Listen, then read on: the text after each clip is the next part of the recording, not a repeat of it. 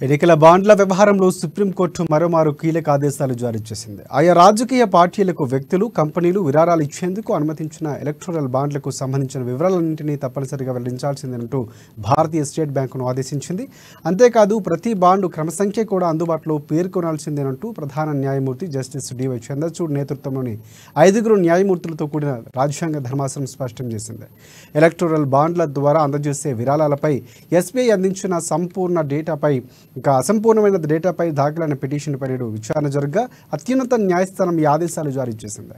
Bank ఆధీనంలో ఉన్న electoral బాండ్లకు సంబంధించిన మొత్తం సమాచారాన్ని బహిర్గతం చేయాలని తాము కోరుకున్నట్లు జస్టిస్ చంద్రచూడ్ పేర్కొన్నారు. అంతేకాదు తాము ఎలాంటి వివరాలు కూడా దాచిపెట్టలేదని స్పష్టం చేస్తూ గురువారం సాయంత్రం 5 గంటల్లోగా అఫిడవిట్ దాఖలు చేయాలని ఎస్బీఐ చైర్మన్ ఆదేశించింది.